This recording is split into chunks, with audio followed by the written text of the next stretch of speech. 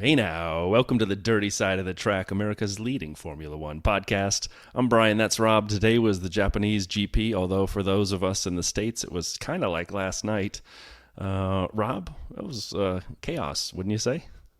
Yeah, but I'm going to be a little self-indulgent for a second. I'm sitting here, and you know how last week at Quali they had to pull Max's car over in case it had no fuel left, right? Right. I'm right now the version of what would happen if you let the car run to empty. I am 100% spent, and I'm going to be doing this pod on fumes. So yesterday I did the half marathon with my Dirty Side t-shirt on. I'm hoping we might have picked up a few new listeners. A few people sort of asked about the shirt as we were running. It could have just been being... courtesy asking, but whatever. So that was great. But then I went to bed, did a power nap, tried to wake up for the race, woke up for the race to decide that it wasn't actually going to happen for another 2 hours, powered through that to stay awake to watch it, watched it, then watched the Packers, then watched the mighty Arsenal defeat Liverpool, and I got nothing left. I'm absolutely done. It feels like this weekend's gone on for a week. First world problems with all those sports you were watching after running around. I know. By the way, you ran a half marathon and people were talking to each other?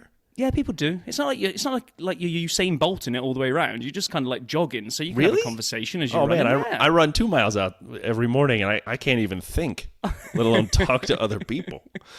But, no, that's that's what keeps your mind going. It was a good event, and there were some great signs that people were holding up on the side of the road. My personal favourite was a young girl that was holding up a sign, and all it said on it was "Insert motivational quote here." I thought you were saying there were great signs like Carlos. But, Right. Anyway, so yes. Oh my gosh. Whatever it was this morning, 2:30 a.m. Eastern. I'm honestly sitting there half awake, eyelids drooping, thinking, what are me and Brian going to talk about today? This is not going to happen. I've got Paul texting me from Japan going, I don't see this restarting. I'm like, yeah, you and me both. At this point, you've gone radio silent on text, so I'm pretty sure you've fallen asleep. And on Twitter, I fell asleep. We were trading a lot of notes, and I was active on Twitter on the at F1 Dirty Side account, and we were bemoaning the tractor, which we'll get to, and we were talking about everything, and we were betting when it'd restart, and then I fell asleep in the chair. So we'll come to that later, but it went full circle from what are we going to talk about to oh my gosh, how are we going to cover all of this? So let's not beat around the bush. Let's get into news and social so that we can get on to the Japanese Grand Prix review. So, okay, quickly hit one thing. We're not going to go down the tinfoil hat brigade route on this one, but the cost cap stuff got delayed. Oh my gosh, so many people up in arms about the cost cap and the punishment and the this, that, and the other. Do you know what? This might not age well, but I'm still going to stand by my opinion that as much of a genius that Nui is to find all of the pushing the boundary of the aerodynamic regulations to the limit, they're going to have equal geniuses that are doing all the accountancy and all this kind of stuff. I fully expect that pretty much all of the teams will be inside and one or two will be slightly over. The FIA will look at it and go, oh crap, that is a little bit of a loophole we left open, issue a minor slap on the wrist and we'll all move on. That's not what everybody wants to hear, because everybody wants to hear that Red Bull are the devil in disguise and they're going to be stripped of all their titles and races ever. But I don't see it happening, do you?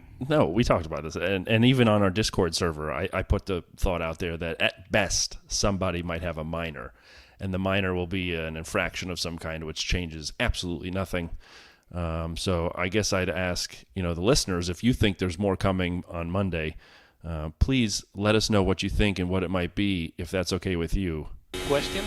So we can kind of get that put together. I don't think there's anything coming. Yeah, and when we talk of punishments, because no one really knows what's coming punishment-wise, and let's just, dine out on this one more time. But, as we spoke we've never brought up the fact that he was on. No, should we talk okay, about well, let's it? just bring it up now then. So when we spoke to world champion Jacques Villeneuve, he gave us this little view on what his view of the punishments around the cost cap were or were not.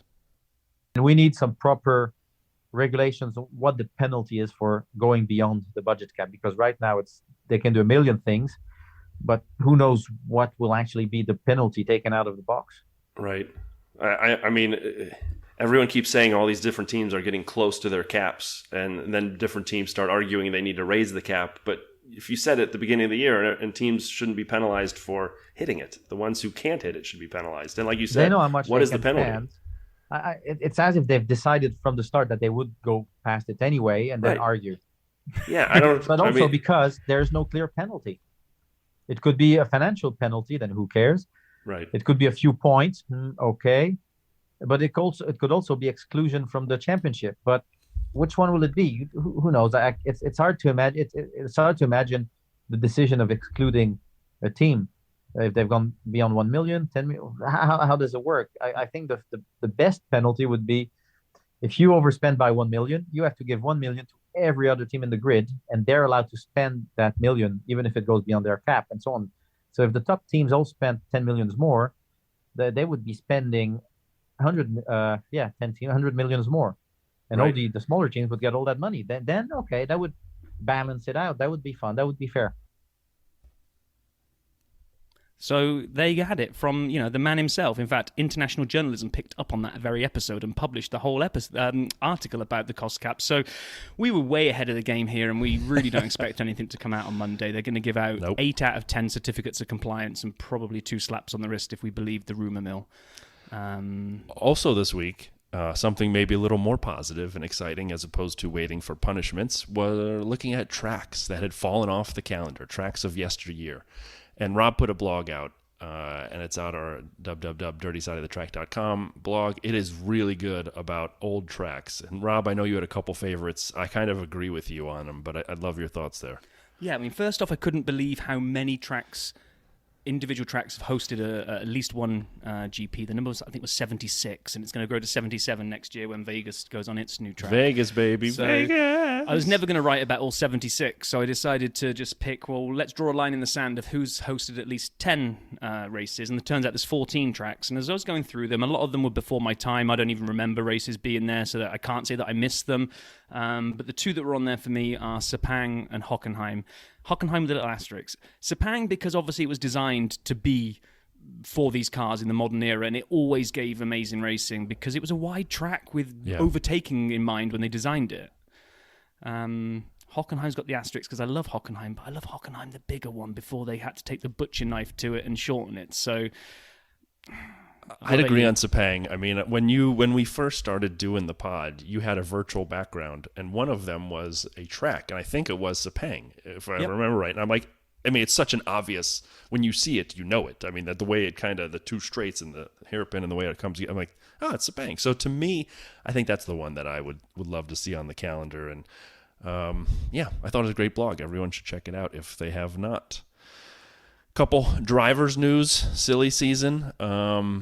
Pierre, the official announcement to Alpine on a multi-year deal, putting him together with his one-time friend and now nemesis, if you read social media accordingly, Esteban Ocon. So that'll be interesting. They actually have fairly similar stats: 1 GP win, 3 podiums, and a handful of races overall, and a similar amount of points. So I'm kind of curious, and I love the way that the French team, Renault, now Alpine, has 2 French drivers, Esteban and Pierre. I'd like Haas to show the same kind of nationalism and hire some American drivers like me. Put me in, coach. You got an open seat. You don't have the neck strength. We saw what happens when a book hits you in the head when you're wearing a helmet. So. Well, K-Mag and BSAP has a certain ring to it. Put me in, coach. I'm ready to play today. And then filling the seat at AlphaTauri and partnering with Yuki is Nick DeVries. And I haven't seen anything saying it's beyond a single year deal, but I'm excited for Nick. He earned it in the drive he had before. He's earned it over his career. He is 3 years older than Max, which is an interesting stat, but it's going to be interesting to see how he does with Yuki at AlphaTauri and what it turns out to be. And I am sad, though, that hashtag Pukey is no longer a thing at AlphaTauri. And also sad that Ericsson's prediction has just fallen at the last. And I still think he deserves huge credit. Oh, he does. Lee on our Discord, I love you, Lee. You were acting like one wrong is like a fail. I think he's still Nostradamus in my mind, but that's okay. What I did like as well, because I didn't realize this, was the picture that Alpine put up, or maybe it was one of the 2 drivers put up on their own Instas, which was those 2 as kids growing up in Normandy. I mean, what are the chances of 2 kids from relatively same kind of area that knew each other as young lads getting into the sport, and here they are together in F1, which, by the way, 2 of them from the same sort of area making F1 has got to have the odds stacked against it, to then be driving for the same team, and it's French. Yeah. I mean, the car will be made out of baguettes. The question I have is, I don't know if you know this, and the listenership may not know all of the dirties. I actually grew up Scandinavian, and I grew up right near Kevin Magnussen. So again, K-Mag and BSAP, boom, rolls. Maybe not. Okay. There were a lot of great videos this week that, unfortunately, I spent a lot of time watching, unfortunately, because I'm going to talk about some of them. But some of them were great, some of them not so much. So first off, my YouTube algorithm somehow skewed very much to the AlphaTauri Red Bull side. I don't understand what happened. I will get it back down the middle again, but F1 drivers race down the world's busiest street on the Red Bull channel. This is a good one. Check it out. Red Bull versus AlphaTauri in Tokyo. They had places to go, things to do. It was fun to watch. And then there was a physical challenge, soccer and basketball. And it's great to watch F1 drivers who are so talented try to do something with a ball that are not good at it. Nico had a great preview of Suzuka, but he also answered questions. And he's been doing that more so recently. The question was posed to Nico Rosberg, and Rob, I love your thoughts on this. Biggest improvement coming next year in 2023, team-wise. He thought Mercedes and McLaren. And I thought about it a little bit, and I'm like, that kind of makes sense, right? You would expect more from those teams than this year. Is there a natural rebound? I mean, would you disagree with Mercedes and McLaren as an answer, or would you put anyone else in there at this point? What I don't really understand is how much the designs they've already had to come up with and have got locked in for the next few years, and under the budget cap, what can they really change to close the gap? So if you were picking teams that you thought would close the gap, it's probably those two. I'd love to think that Ferrari can close the gap just by hiring new strategists. Nothing to do with the car, just let's just get them, closing that gap down, because we'll come to it later. The gap, the physical gap, especially today, was on display between their two lead drivers, and it was insane. And totally insane. McLaren had a video out. Lando and Daniel Ricciardo play Mario Kart. You got to check this out. It's kind of painful and we've all been there at some point in our lives, when you're not the gamer or someone in the room is not the gamer and they're trying to learn the game real time. What are the buttons? How do I do this? You got to watch it. I felt bad for Danny Rick, but it was fun. Checo did a virtual lap in the Red Bull channel again, and basically it's quiet and you just hear him clicking the paddles. Skip it. And then AlphaTauri had Yuki taste testing sushi, and Pierre was serving it to him, and it was great. Like, honestly, check it out. First of all, he only got one wrong.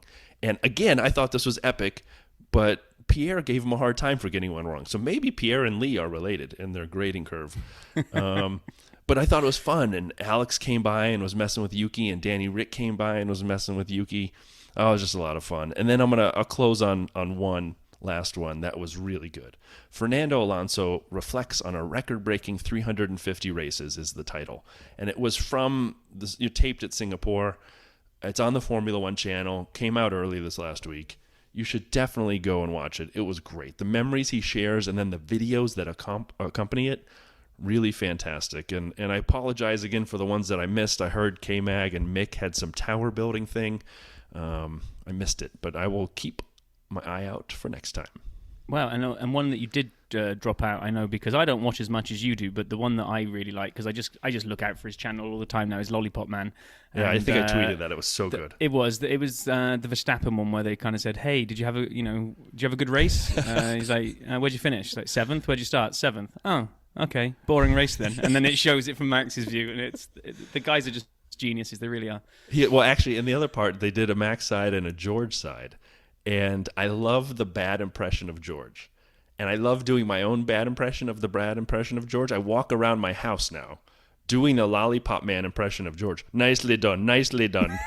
And that's, my family has no idea what I'm doing. But do they ever? Oh, my gosh. No. Oh, right. Then we arrive at race week. And this, I've got to be honest, pretty much all of practice and quali was done after the fact for me. It was all done in catch-up mode, watching extended highlights, or I rewatched all of quali, but I didn't watch any of it live. Did you, Brian? I watched all of quali. On tape. Yeah, I did not see any of it live. Yeah, and that's just one of the things. I knew I was going to put the effort in to get up for the race itself, but was never going to do that like 3 days straight for for all of that. So, I mean, it's in hindsight, it's a great thing now. So you've got practice. We had the wet conditions that were coming through, which was going to foreshadow what happened last night. The main thing from practice that was just fantastic was when Latifi, the greatest. When he takes the wrong turn. He takes the wrong turn and then tries to blame the car. Hey, I don't know what happened there, guys. Something strange happened with the car. Something strange with the car. Nothing strange happened with the car. You just turned the wheel too early and you took the wrong road. And the memes, the internet is such a brilliant... It can be a toxic place, but when things like this happen... It was genius. The Top Gear memes, this is what happens when you turn off the green racing line memes. Oh, yeah. There were so many. And every time I watched the rest of the race then, and I'd see that corner, I was waiting for someone to pull in there and pull a Latifi. I'm like, how do you take a wrong turn? And how does he do it there? It's Suzuka as opposed to Paul Ricard. Paul Ricard, I would actually understand. It's a bunch of like made up lines amongst other lines. I don't even know where they're supposed to go watching it. He nailed that, but at Suzuka, he just took a turn into a dead end. And the one that we jumped on the back of because it was guest of the show Rob Reed that was on a few weeks ago was saying this is all the whole planes, trains and automobiles. You'll go in the wrong way. So I think we jumped on that and put a tweet out on that account. But yeah, I mean, you just felt sorry for him because of all the people it happened to. It had to be Latifi, right? So and nothing else really caught my eye in practice, if I'm honest. Yeah, nothing else for me. We're gonna have something good to say about Latifi at the end, so stick around. Because that's important. No, I didn't have anything else in practice-wise.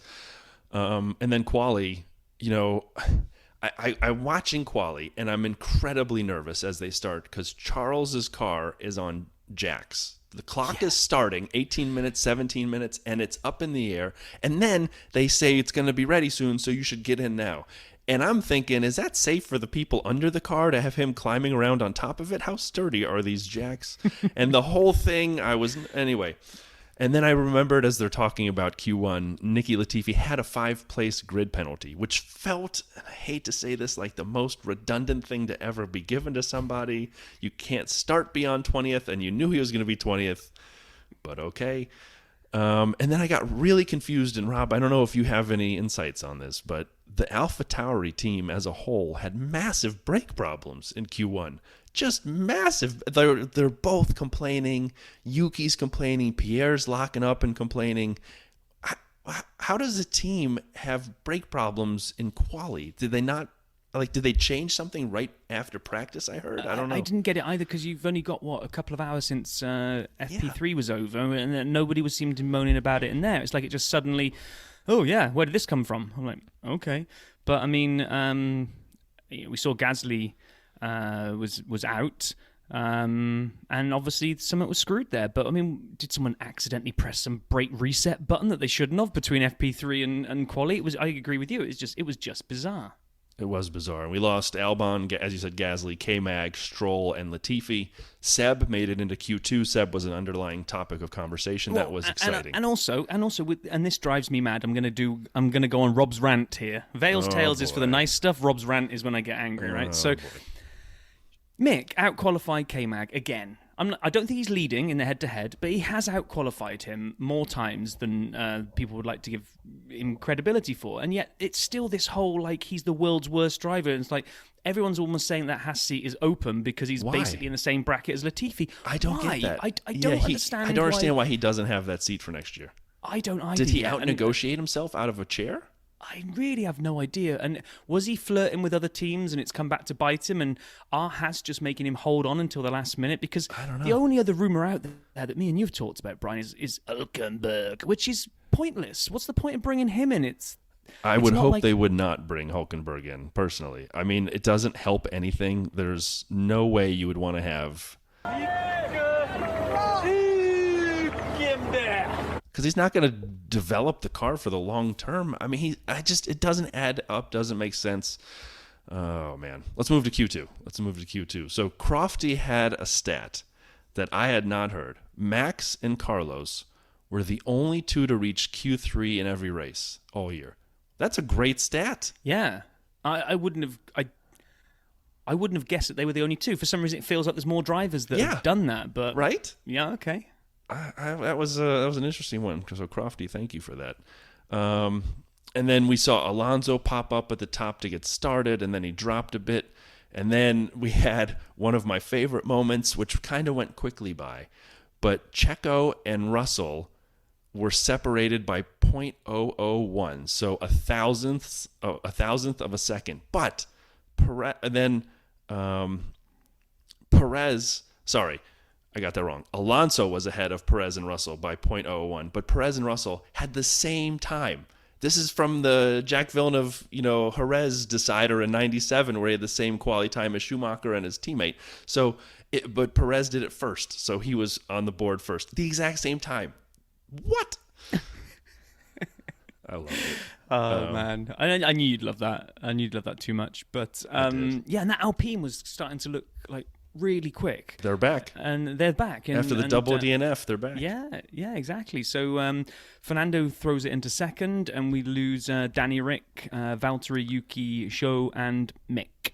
And then we go into Q3, and the big bit of Q3 that got all the tongues wagging, which I'm glad nothing came of it, because I don't think it was on purpose, was when Max basically looked like he tried to light his tyres up maybe, or get some temperature going, or just whatever, as Lando's flying down the outside of him. The car just twitches massively to the left. Lando's, well, we'll try and keep this clean, but Lando's buttocks must have tensed very much at this point, as he basically on I-30R takes to the grass and then cuts back in again. They looked at it, they saw the telemetry. And people are going, I can't believe Max tried to take Lando out. No, he didn't. What's he possibly got to gain from that? He's going for the World Championship. Which he may have gotten. And then it's going to go through his head that, I know what a really good idea would. Why don't I put my own body in harm's way by throwing myself in front of a car that's doing like 3 times as fast as there is zero credibility to the idea that he would have done anything on purpose there. It made no sense. Max and Lando have also become friends, it appears. At least on social media. They're at the club together. They're flying around together. They're hanging out together more so than ever before. And then Max actually, if you saw later, briefly they showed the clip, he put his hand up, waved, kind of apologized, like, my bad. Yeah. He obviously couldn't say that was all on me at the end because he was, can't take a penalty, so you have to play the team game. But I mean, Lando was going wicked fast on a non-push lap, right? He's just out there getting around to start. He's going wicked fast, and Max is going incredibly slow, and then lost it. It was just Max probably shouldn't have been doing that in the middle of 130R, but still, I think it's a pretty even deal. And I'm happy nothing came of it. Yeah, and then we essentially got the grid then. Max went and threw in a great lap. We got rounding out, we had Charles, Carlos, Checo, Esteban, Lewis, Fernando. And it was just close, and it was exciting. It was not one of those qualies where it was kind of all done and dusted on the first run, and then they all kind of relax and see if they can improve on the second. I really enjoyed this quali. What about you, Brian? I loved it. The on-track racing this weekend was, I thought, fantastic. This is another reason why I love Suzuka. We're going to talk about the rain here. Let's get to the race. We're going to talk about the rain here and all of the different things that happened. But I thought when the race was going, I thought it was brilliant.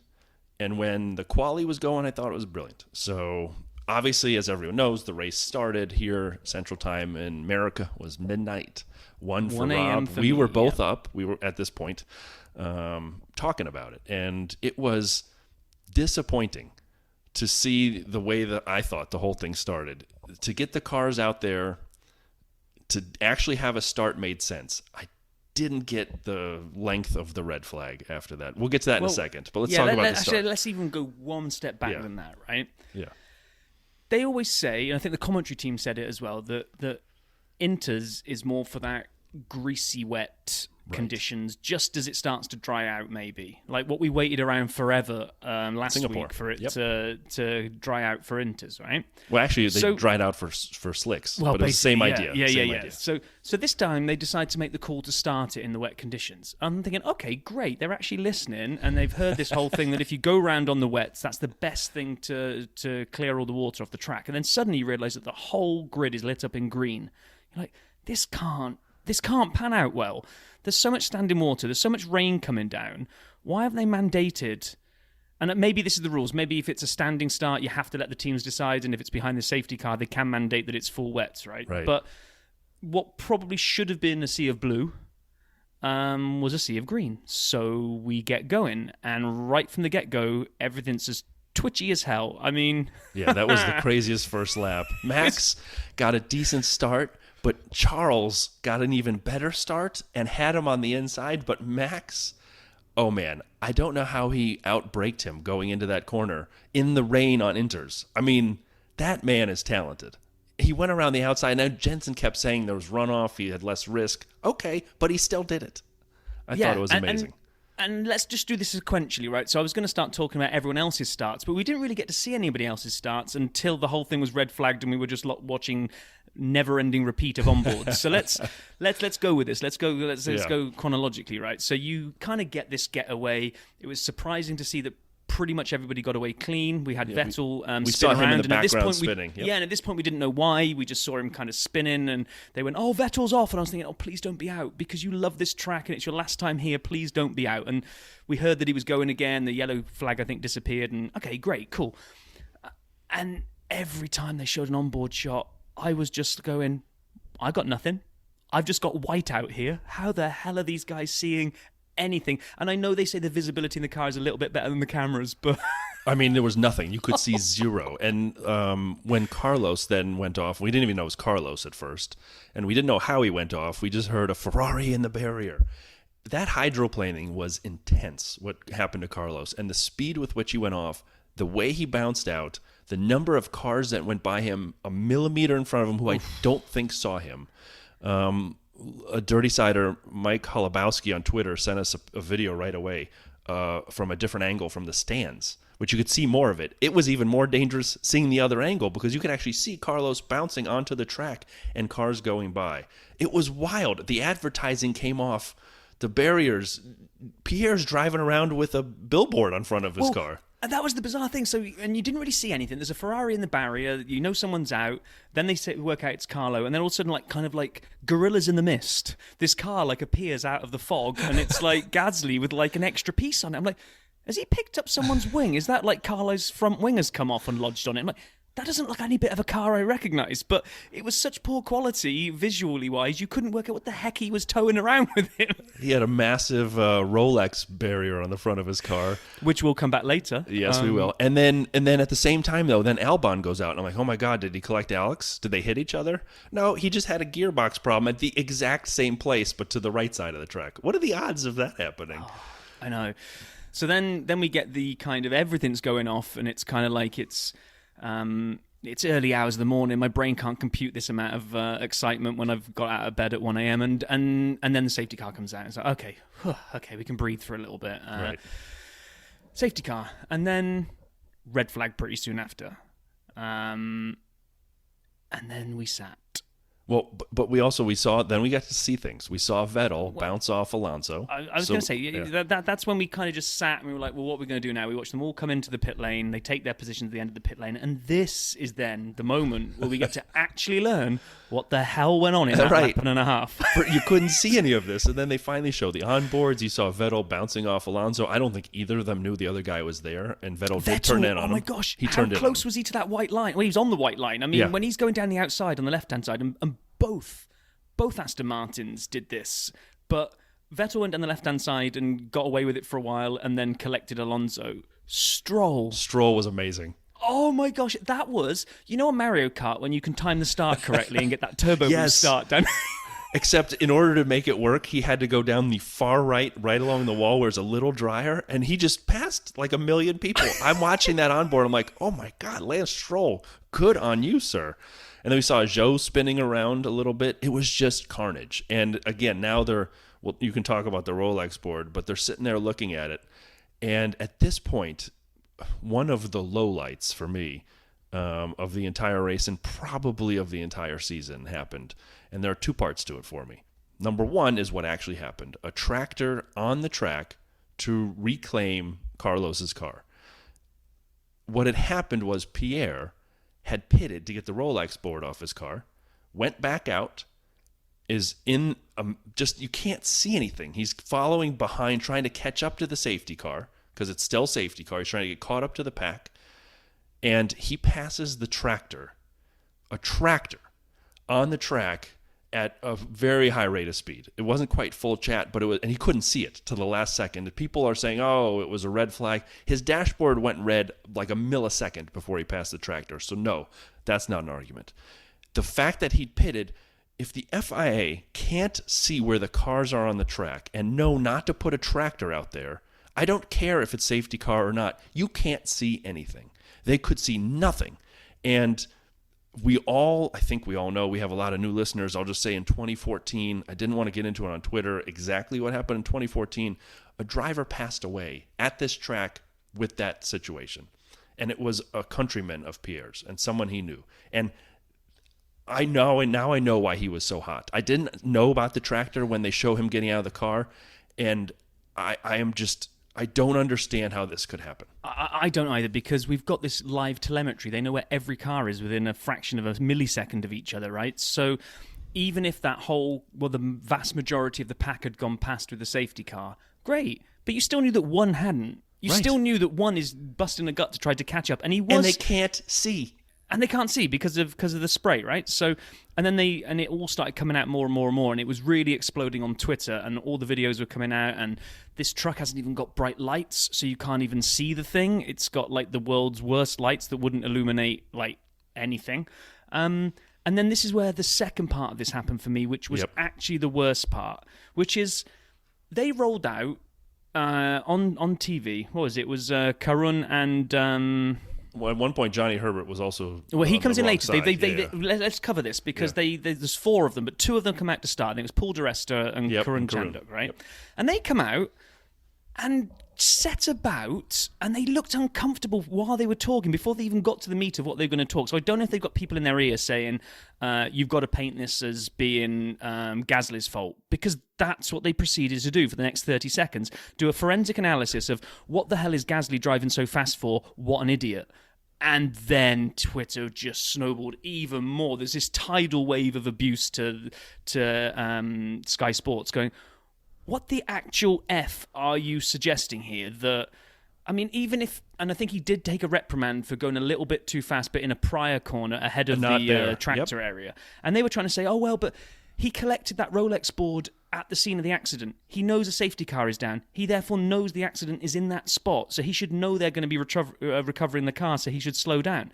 I mean, everything you're saying might have some kind of technical, logical aspect to it, but there's zero visibility and you put a frigging tractor in the way of a car going 150 miles an hour. I mean... Yeah, that was when I said the second to two things, right? The first thing is actually what happened, which was a big problem. But you're right. The second part, and that's why I love the dirty side and the dirty siders. We love racing. We love watching cars, whether we're lifelong fans or have been watching it for 5 days. It's a passion it's an enjoyment. And for me, it's also an escape at times from real life, just to watch something fun. We don't really do clickbait. We're not into headlines that try to bemoan things. I'm going to make an exception here. The people who tried to put this on Pierre, I thought that was horrible. I thought that was disgusting in my mind. A guy just barely escaped a massive crash, and you're putting it on him when he didn't put the tractor out there. He was within the rules. He was doing what any driver would have done. Any driver. And there are other drivers who passed the same friggin' tractor, just not as fast and not as bad as Pierre's. So to me, the FIA screwed this up so badly. And I mean, to do it at Suzuka. I mean, I know. I don't the parallels are eerie, and I'm happy no one got hurt.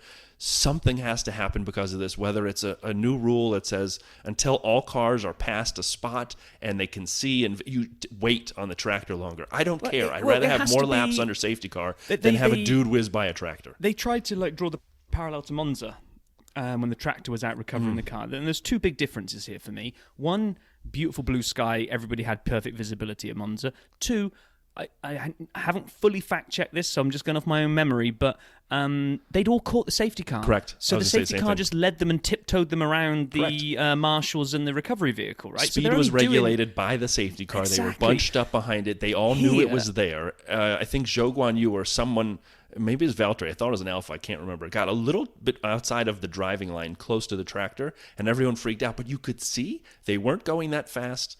This was totally different. Yeah, no, 100%. So All right. kind of, and then all the drivers, obviously, because they're back in the pit lane with nothing to do because it's red flag, they're all kind of coming out on social media, and lots of people, Lando, Lewis, lots of them came out and said this is unacceptable. Christian Horner said it was unacceptable. Any team principal that basically took the microphone all condemned what was happening, apart from the Sky Sports journalists, and they went around and had a second go at it. And if there was ever a definition of digging a hole deeper for yourselves, so this time, obviously, Karun and Paul di Resta felt like they needed some wingmen, and they brought in Johnny Herbert and the guy who I always forget, the main anchor that is just Lazenby? Faceless for me. Simon Lazenby? Is that his name? I don't know. I've never known the guy's I thought that was a name, Bond right? guy or something. I don't know. I'm not British. Yeah. So other dude and those three. And they try to backtrack on it all. Well, if it came across in the previous segment that we're laying it all at Gasly's door... Oh, my gosh. This is how tired I am. I can't speak. If it comes across that we're laying the blame at Gasly's door, we're not. We're just saying that Gasly has a part to play in this, and of course the FIA should blah. And it just felt like the world's worst, like, when you tell your kid to go and say sorry to someone they've just their sibling, and they go and say sorry, but they don't mean it. Yeah, that was bad. All right, let's move on. Let's move on. We beat that. So talk about your favorite little Ted part, and then we're. So gonna my get back to favorite the part race. where they're blatantly trying to kind of give you new content while the rain is still falling, and they're trying to hope. Oh, look, it's bright over there. We're going to be racing in a minute. which is around the time I fell asleep. Which is about the time you fell asleep. They had Ted go into the garage where the Rolex board was that had been attached to Gasly's car. And it was so funny because he was obviously that, like, he wanted to be the naughty little schoolboy that was going to do the prank. He's like, I got my Sharpie on me. Shall I sign this by Pierre Gasly so that it's worth a lot more? And they were like, yeah, go and do it. And he's like, oh, no. And then after committing this on live TV, I'm going to do it. Oh, I'm not. And he puts the Sharpie back. And then he goes back again for a second. Oh, maybe I could, Go on then, do it. I'm going to put my pen away. Just completely wimped out. Yeah, and then we got we're going to start. And they all got back in the cars and they all got ready to go. And we were all ready to watch. And then they didn't. And they delayed it again. And I think this is when you fell asleep. But here's what I knew before and I watched, obviously, the rest of the race early this morning, and we'll talk about it. But here's what I did know, is before the race started, obviously it was raining, and they cut to a great shot of Crofty and his homework. And they showed him in his commentary box, and they showed, all of the pieces of paper he had on the wall, and they showed the screens he had up, and they explained what'll happen and how the points will be allocated if they can't finish the race. And they hit this again during the rain delay. And they said, well, we get, up to 25% points and 50% and so on. And the number of laps, 27 laps, 28 laps is 50%. And then you get this 50% points and then 3/4 points and yada, yada, yada. And so at this point, the wine and Fritos, which, by the way, is a great mix. I'm just saying, like, people give me grief. I mean, you don't have to be the classiest person in the world all the time. Sometimes it's after midnight, you got to let it all hang out. And so I fell asleep. And I started again this morning, and I'm watching the race, but I had some inklings something funny was going to happen at the end. And I know we'll get there, but I had a lot of texts. Just because you got to fast forward to the end, let's let's go. So with this one. we eventually restarted. So we eventually restarted, and it was full wets at this point. And which was what all the team principals were saying. Let's just follow the safety car around with full wets. The drivers will know instantly if this isn't doable. So they go around, they're following the safety car, and pretty much every driver is saying, yeah, this is good for go. The name escapes me now. Somebody kind of threw a spanner in there and went, yeah, this isn't good enough yet. But it was kind of like Valtteri, I think. Was it Valtteri? Yeah, I think so. So really quickly, which super surprised me, the safety car ended, and they were like, he's coming in. Like, really? Yeah, the lights. And they even caught the commentary team by surprise. They're like, well, there's a bit of a weird message coming through that says safety car scheduled to end, but the lights have gone off on the car. I think that means this lap. And yep, in he came, and off we went. And what proceeded to unfold then? I mean, we got, on the clock at the top? 49 minutes, I think it was. I think it was less. I thought it was like 40 or something like that. Maybe it was. Short. It was late or early, whichever way you want to look at it. And it just turned into, let's split the difference. Let's say 45. 45 minutes of just pure enjoyment. It was so great. Just fantastic. So it was so great. So first off, everyone goes. Everyone's feeling out the grip. Everyone's going for it. And then it just turned into, do you know what? I think this could be Inter's. And we just had pit lane frenzy. Everybody, I think it was Vettel that might have sparked it. Vettel went in first. Latifi and Vettel. Latifi and Vettel came in early. And I loved this. I have a very serious question. When in the world did we decide it was okay for cars to leave the pit lane side by side? Because I've not seen that before, and it happened twice in this race, where it was an unsafe release, neither guy gave up, and they came out side by side. And it happened with Seb and Latifi. They both came out side by side on inters first. And I'm like, how is that okay?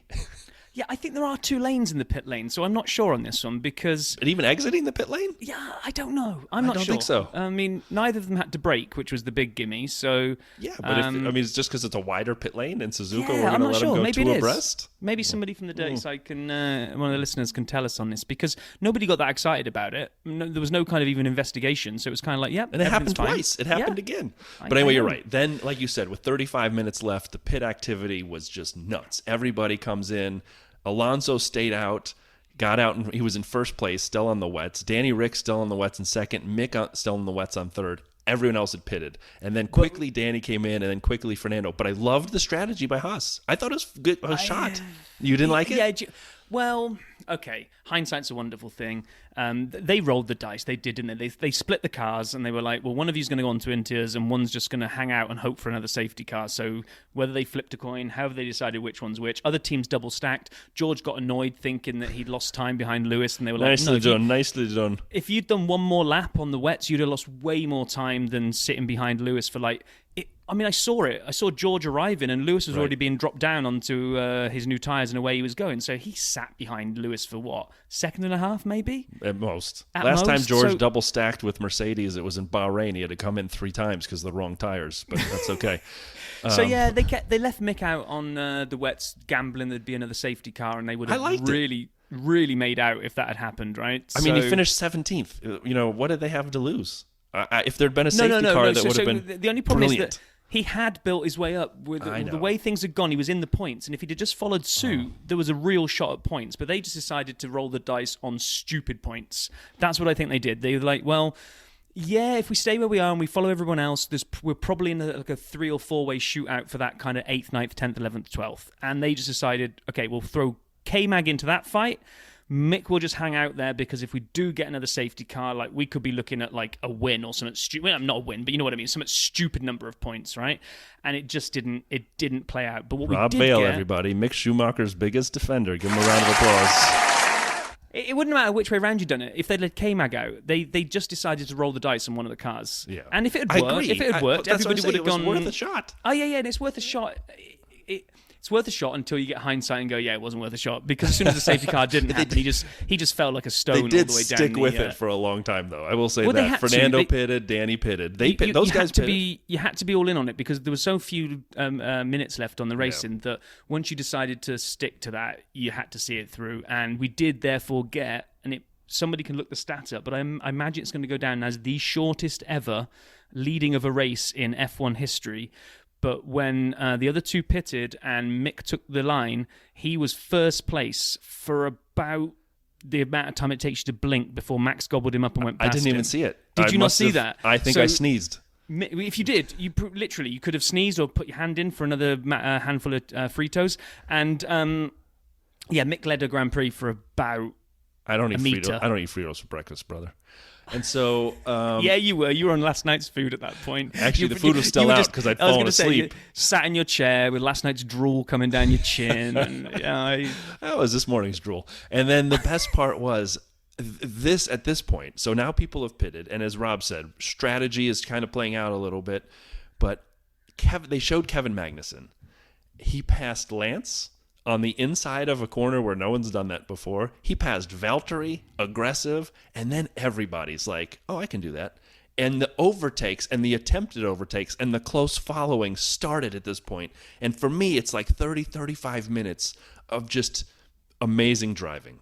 And you needed to pit early for the inters. And at this point, I'm watching this as people are coming off the wets onto the inters and following closely, passing each other. And it just hit me. These are the best drivers in the world. Don't ever forget it. I recognize IndyCar is talented. I know NASCAR is talented. I'm not talking down on another racing league. But to do this with the spray, following in the spray, the onboards were useless, right? They had to use side cameras, and on the straights, you couldn't see Squadouche. It was just too much spray. And Rob, you added the one question to our 100 seconds of DRS. What would be a great Bond gadget to add to a car? They did. It was smokescreen, because you couldn't see anything following. And these guys were the talent to do the overtakes, to not lose control of the car. I was like floored. I thought this was an epic section of racing. It was amazing. What was also really, really interesting, especially for me that isn't that interested in tyres, was the people that then went early. Those inters started burning through pretty quick, and suddenly people like Vettel that had made hay while the sun was shining as everyone else was late to go on to inters was suddenly losing time, and all the new inters were phenomenally quicker. So you had this amazing blend of like, is anyone going to gamble coming in again? Can they do it? How much is the delta if you come in and go back out again? And we just had some insane passing, and then it kind of settled for a bit into two main patterns, which was Hamilton on Ocon. That was just phenomenal. How so close good. Hamilton could follow him for so long and kept trying. He just didn't have the straight line speed on 130R. And every time he looked like he got a good exit out of the hairpin, but it wasn't quite enough. And I mean, kudos to Ocon as well. Huge kudos. Esteban. Huge. That was amazing. Amazing. Two. But at the same time that was developing, and I thought that was all we were going to really be watching until the end of the race. Suddenly you're looking at the differential, and Charles' tyres have just packed up and gone home and have already gotten their flight for Austin because he's so far behind Max. And that actually stopped being the story. It wasn't how far he was behind Max. It was what rate Checo is catching Charles. Yes. It's like, oh my gosh, this is not going to work out. and suddenly you saw again, we've heard it many, many times down the years. It's one thing catching the car in front. It's another thing getting past them. So Checo just reeled him in, got to within that 0.5, kind of the same distance Hamilton is behind Ocon, and just couldn't make it stick. Just could not, even in that Red Bull, could not get past Charles, despite the fact it looked like Charles's tyres were dying. Actually, I've just missed something because this is my favourite team radio. Just before Perez caught Charles, Perez came on the radio and said to his teammates, to his team radio, he's like, "Hey, are you guys still there?" Because I think he was worried. Are you sleeping? I think he was worried his radio wasn't working. They went, "No, you're just in the groove, mate. Keep it going." I thought it was, so as you said, I just want to recap something because in Singapore we watched we watched Checo, and we watched Charles kind of pulling away at times. And then we had the same kind of deal the race before with Max doing this, where it was just they built up leads. And Carlos continually getting dropped back. So I thought that was going to happen again. And we watched Max, and we watched Charles go with him. And then, like you said, man, all of a sudden, Charles has fallen off precipitously off Max. I mean, like, epically. And now, as you said, Checo is back in this thing, and it's almost as though he's got, some of the power-up mushrooms on Mario Kart, and he's just, every couple laps, he's getting 2 seconds closer, 2 seconds closer. And I'm like, this is amazing. And I'm sorry, we hit it quickly. I want to hit it again. Esteban finished 4th. That's a great result. I have a stat on that when we get to the race close. He finished 4th. That's a great result. That is one of the best defensive drives. And I recognize you could say Mercedes didn't have the straight line speed. It's in the wet. You can say whatever you like. But to me, that showed something about Esteban. And I'm not saying he had anything to prove. He really didn't. But just showed, like, epic drive. I tell you what, exactly what it shows. It was 25 minutes holding off one of the greatest ever. So what really illustrates that for me is we had... and actually, we were going to thread something else back in that you were talking about the homework, Crofty's homework. So at this point here now, we've got the countdown going down. We're pretty much coming into last lap, and they're going mental, going, if Checo can just get past Charles, then with the half points, because it looks like we've just tipped over 27 laps, which puts us into column... I don't know. It's a bit like Ferrari strategy plans. It's put us into column C. Plan K. Column C, question. And it's like, we're now going to tip it to 50%. So if Checo can get past Charles, then Charles is going to be out of the World Championship contention, but Perez is still going to be in it, which, by the way, we all know neither of them are in it because irrespective of what had unfolded, it's just a matter of time before Max wins it. But anyway, It's exciting. And then, so like you say, Hamilton's pressuring Ocon, and he's managed to keep it on the track because all of that pressure, it must have been so easy in the wet to have just caught a curb or done something you shouldn't need to do. And we're watching Checo's on board, and he's coming into the final chicane, and all of a sudden my eyes are like, where's Leclerc? Yeah. Where's he gone? Where's he gone? And then it pans back to the outside, and he's there. I'm like, but he wasn't there. How did that happen? And then Charles, I think, takes a little move into Checo and pushes him off at that point, and then holds on to it, right? Yeah. And then we get the replay, and Charles completely skips the chicane. That'd be like at Monza at the end of the start-finish line. You just keep going straight. You go through the polystyrene barriers, and you're in first. You're like, hey, look at me.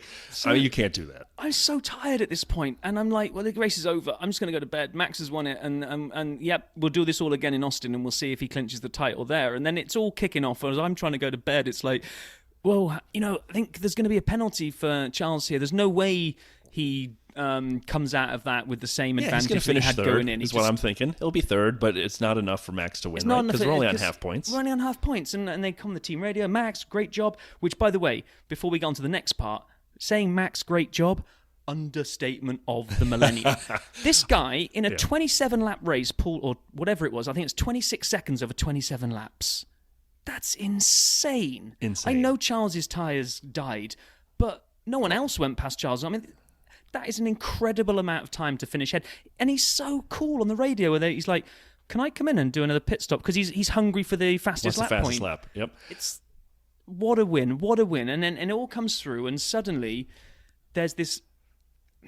Right, we're going to kick the FIA in the balls quite a lot of this episode, I think. But the one thing I'm not going to do They deserve it. They deserve it twice over. This is the second time. But the one I'm not going to do it for is everyone gave them so much abuse last time out for the Perez penalty taking 16,000 years to adjudicate. This one they've looked at instantly and gone, yeah, that's fine. Yeah, you've absolutely cut the corner there and gained an advantage. So there you go, 5-second penalty. So everyone's going, oh yeah, when it favours Red Bull, they do the penalty immediately. I'm like, oh, give it a rest. You can't abuse them for taking forever and then criticise them for doing it quickly when it was obvious, right? So the news breaks that Charles is getting the penalty, so he's going to be third. So now they're standing in front of Johnny Herbert at this point. And we are learning about it, but they don't seem to know it. And they're like... So everyone's trying to work this out, and Croft is going into overdrive with his homework. It's like, this must mean that then Checo's still in the title hunt, although arbitrarily, but now Charles is officially out. And then it starts whispering through, no, Max, you're the world champion. It's like, what? At this point, I'm waiting for Crofty to get on and give us one of these. What has happened? I didn't, and I'm trying to follow along, and I think I typed, and I think I can use this word, what the hell is going on? Because... I didn't know if we were on half points, but the 8-point gap that they needed to open was enough by Charles going to third in a half-point scenario. I didn't know if they'd awarded full points and why they would have done that and why Crofty had done all his homework and studied out of the wrong book. I don't understand what happened. And then it became clear, and well, I should say then, it was abundantly not clear for a while because they went to the cool-down room. Max still wasn't sure he'd won, even though they said he'd won. And they said, you're the world champion. And he said, thanks, it's great to be world champion here. And then they went to the cool-down room, and they go, there's a special room, which, by the way, we'll talk about this another time. But the special world champion room, oh, come on, man. What, with the red throne thing with some leopard skin carpets and what the hell? And so then he goes, well, am I world champion? And the person behind the camera goes, yeah, you're the world champion. He goes, for sure? And then he went into the room. So nobody knew. And then he sits in this ridiculous room on his throne looking at his TV screen. He gets out and says, yeah, I'm alone in there. That's stupid. And he came out. How did the FIA, did they not, is there not a way they could communicate? Because Sky has all of this, right? Everyone's watching the same feed. They couldn't go, hey, you should tell the people at home that it's going to be full points after we restarted, even though you're telling them something different. And if they're not listening, at least share that with them. Yeah, I want to know at what point. So this all boils down to when they rewrote the rules, which, by the way, for maximum irony, it's Michael Massey that rewrote this rule, by the way, ladies and gentlemen. I got a really big ironic point coming in a second. But anyway, so they rewrite the rules so that we can't have the farce of Spa happening again. But the wording that they used apparently said, I haven't got it in front of me, but it's like a sentence which restates what the rule will be if the race is cut short by a red flag. And because this wasn't cut short, this actually ended correctly. So when they resumed it, while the race length was shorter, the race itself was not ended by a red flag. It therefore doesn't come into the new Crofty columns of homework of points thing. It's just full points once you do more than 2 laps, which, if you want to be completely insane about this and say, imagine a race that had 100 laps, what they're actually saying, the way they have their rules written, just for everyone to get their heads around this, if I start a race normally and I drive 75 laps out of 100 and then it gets red flagged, I will get 75% of my points because you only completed 75% race distance. So I did 75 laps and got 75% points. Flip that same race around the other way, where it got delayed and delayed and delayed and delayed, then we could only start and get 2 racing laps. The way the rules are written are, once you've done those 2, you're credible for 100% of the points. What? Yeah. I didn't even know that was that specific. That's what they've done. They've written the rule to say only when the race is cut short by a red flag, which I think what they meant was, what the spirit of this rule was supposed to be, if the race can't complete 100% distance. So, some bright spark, and maybe the FIA, because everyone's calling them over the moment and giving them a hard time for absolutely everything, I can imagine some intern looking at the rules and going, oh, God. Well, they showed Jonathan Wheatley on the Red Bull pit lane reading the determination. He's like, oh my God, I think we have a world champion here. Yeah. I mean, like, it was wild to see this unfold. And I hate to say this, it's the second year in a row that we've let, I don't know, bad decisions, weird circumstances, human controversy decide a champion. Now, let me rephrase that. Max was going to win. I mean, like, he was the champion. He deserved it last year. He won it because of any, not all, right? On the lapped cars, it was any, not all. So he won that. This year, though, he had it. I mean, one of the greatest champions ever. I got a stat here coming up on how amazing he is. He's going to win it next race. To me, no difference.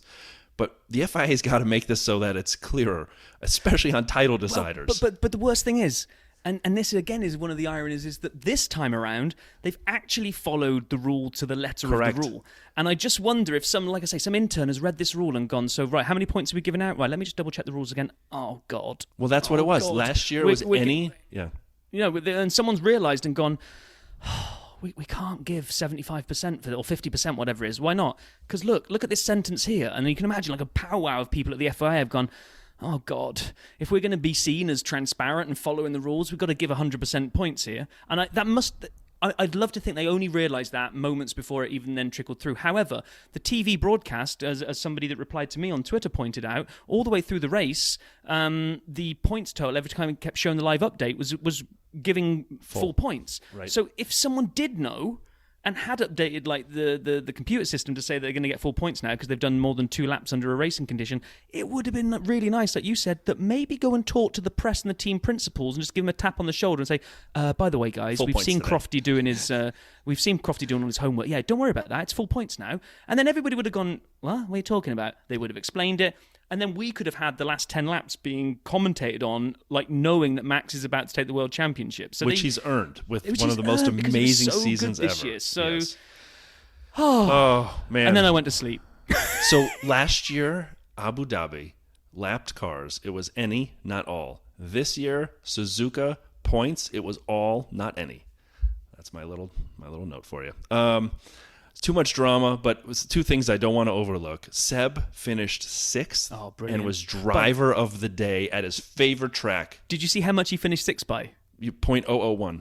0.001. Alonso had him. It was there. It was like blink of an eye. I think they measured it. Something like 10 meters, or it was nothing. Button said it was time if someone's going to gamble. He thought it should be Seb or Fernando. He said Seb, but it was Fernando who gambled. Went to the new set of inters, and it worked.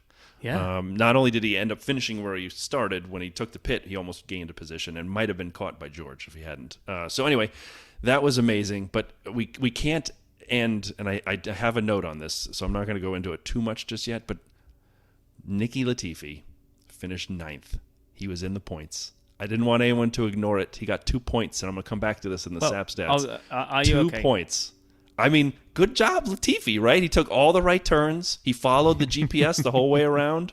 He did a good job with the Google Maps. But anyway, Rob, anything else you have before we get into some stats about the race? No, let's go for it. Let's round this one off and hit the SAP stats. Well, since it was a world champion decider, we're going to go with the original.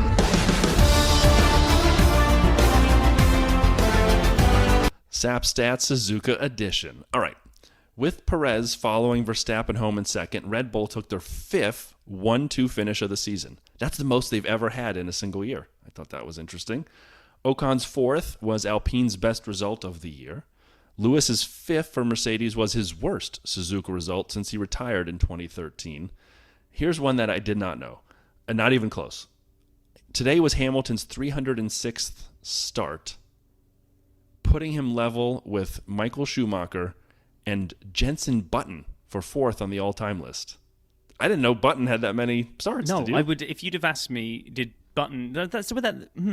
So Button and Schumacher have the same number of starts. That's what I found. I mean, maybe I got bad internet information. Seb was 6th. Aston Martin scored back-to-back top 6 finishes. It was Lance 6th last time in Singapore. I had Lance on my fantasy team, hoping he'd repeat that. We'll talk fantasy in a minute.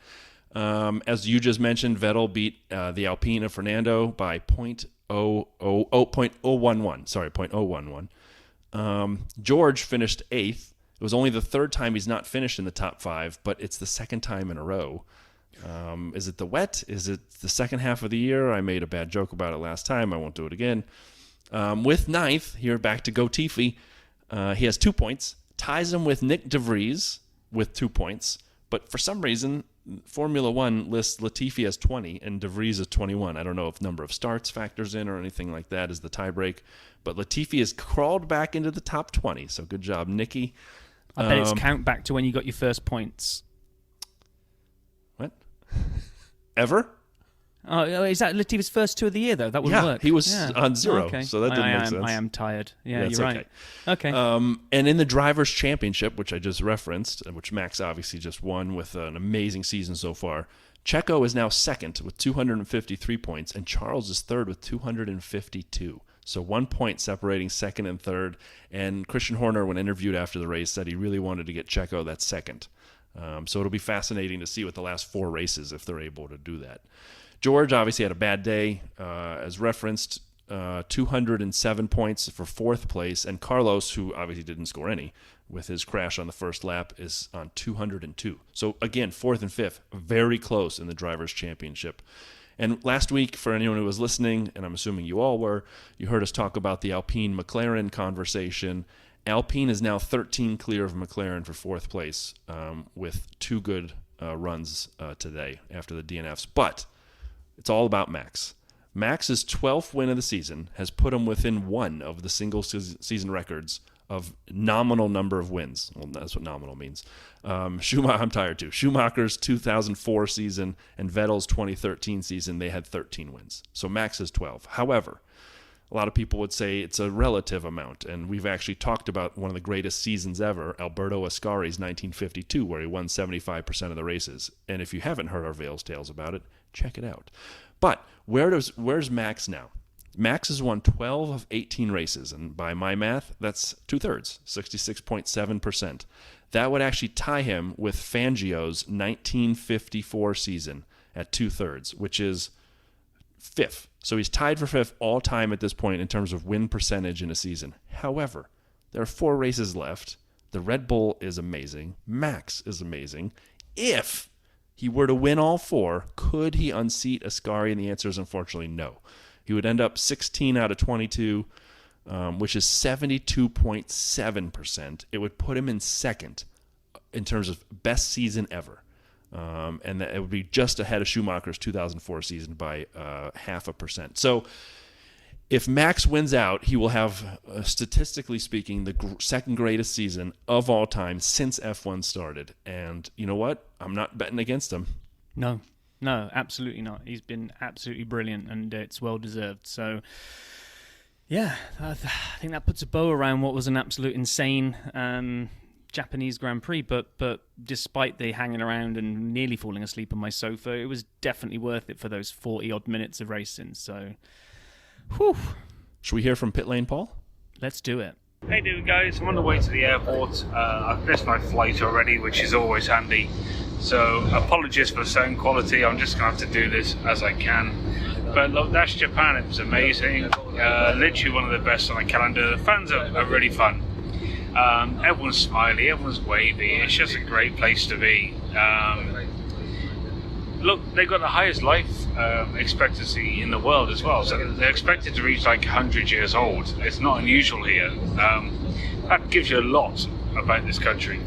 And it's also more impressive because there is like 1,500 earthquakes here a year. So it's unusual not to feel a shake or... And to be fair, this time of year, typhoon, hurricanes, those sort of things are quite common, which wasn't what we had today, but there was a lot of rain. And Friday, there was a lot of rain. It was ridiculously wet. It weren't Singapore wet. There's no like flash flooding, if you know what I mean. So it's just one of those things.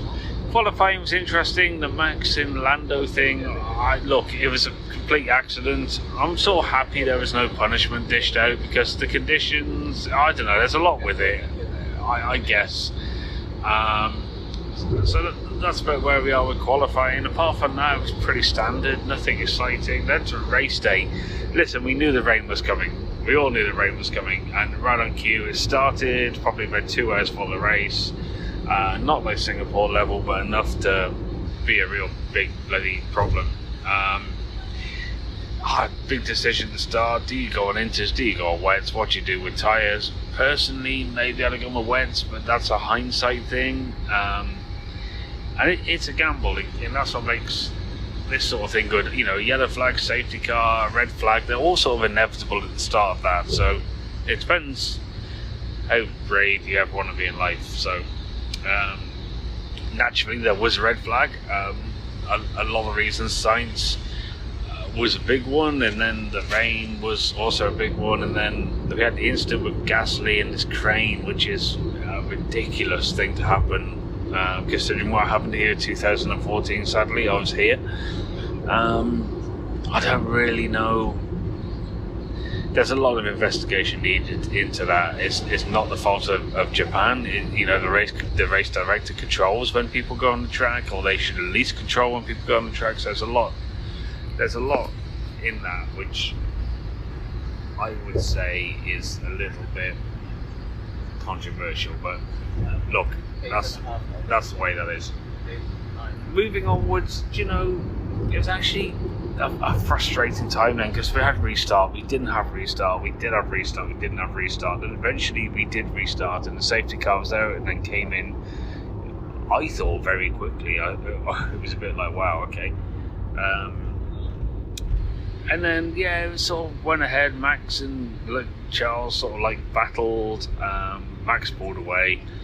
Leclerc fought and kicked on, but his tyres died. He was in a pretty nervous situation, and pretty much it went from that point onwards to the point where we got to the end of the race. But there's a lot of confusion about the championship. I originally thought Max hadn't won it because it was half points, 3/4 points. It turns out it was completely full points, and Max then won the championship.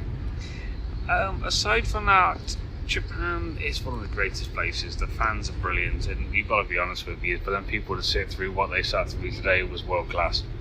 From our side, it was them that stole the show. Latifi also, great performance from him. He's under a lot of pressure under the microscope. A few fun facts of Japan, I guess, is the fact they have square watermelons designed to go into fridges. So they actually modified watermelons to go to fridges, which is pretty cool. Strange, but cool. And also they have a festival of the penis, which is also quite cool, where they basically celebrate fertility by celebrating the penis, which is a brilliant Japanese thing. Onwards from there, they have a baby crying competition, where sumo wrestlers make babies cry, and hey, I love this place. But listen, as I get to the airport, it's onwards and outwards. We're on the way to Austin. I've got my cowboy hat, I've got my cowboy horse, which is actually a plane, which is going to get me back to the UK, and then from that point onwards, I'm going to have a few days at home before going out to see you guys in the USA. Japan was fun, it was wet, but you know what? It's such an amazing place. Take care all. Bye-bye. Okay, that sounds like a very interesting festival. I think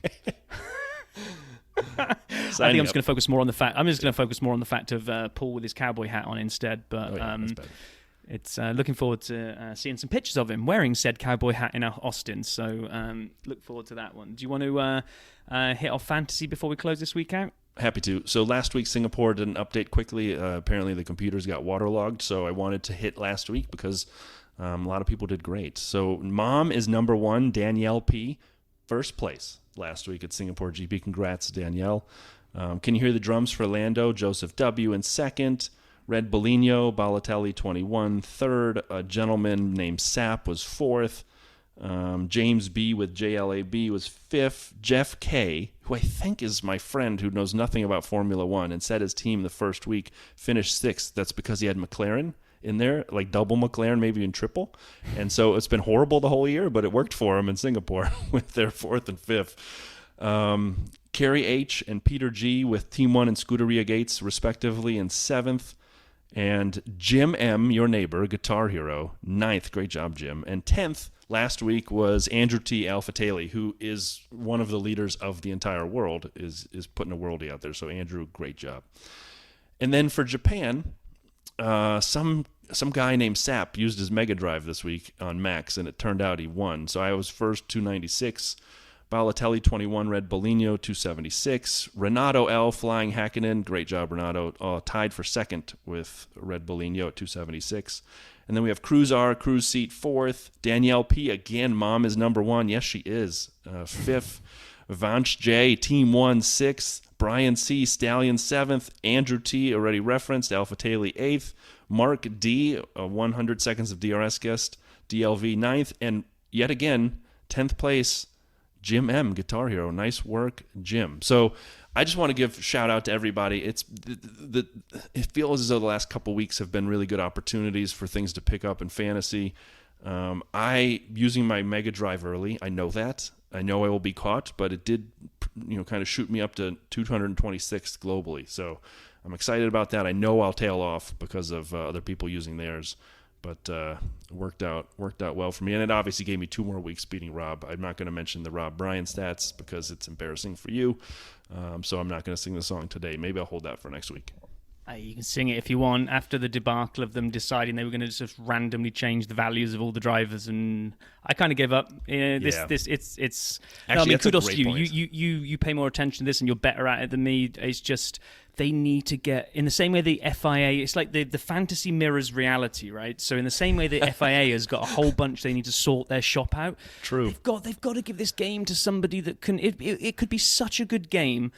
But then the moment, you can see some of the teams that have got this ridiculous budget because they just gamed it while the bots were dumping and pumping. It's like, oh, why'd you have to spoil our game? It was so good at the beginning. Well, and then what they're doing now makes sense. It does. They should have done this in the beginning, right? Yeah, exactly. It's too late, and it's too aggressive. But they also did it unannounced. So you're sitting there thinking, what am I going to do this week? Then all of a sudden you watch half your drivers have lost. And over the past, it would take it felt like 4 weeks would go by and you might get a 0.1 million of a change. And all of a sudden you logged on one day and it's like, okay, they've just tanked by 1.9 million or something stupid. It's like, what the hell's going on?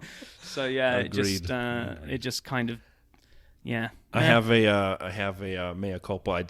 This week was kind of crazy with work, and I started to figure out a 100 seconds of DRS guest because I put a poll out on Twitter and some people responded and I never followed up. So again, if you're interested in participating, let us know. I will get on that early this week and make sure we have a chance to have some fun conversations with a listener for next week. Yeah, that would be cool. And I just really need to go to bed now, I think, and then we can try and work out what the heck we're doing next week because we've got an off week before Austin, right? Sounds good. Let's try and come up with some kind of content between now and then, Brian. You got anything else to add? No, I thought it was chaotic. Fun. On-track racing was fun. The FIA hosed it up twice. Congrats to Max. Oh, 100% congrats to Max. Congrats to Max. Easy for you to say. He finishes top of the leaderboard, which, by the way, is where Arsenal are today as well, top of the leaderboard. But anyway, let's keep it on the dirty side, and we will have a banger of a show for you next week, even though we don't know what it's going to be yet. But take it easy. Be well, everyone. Bye.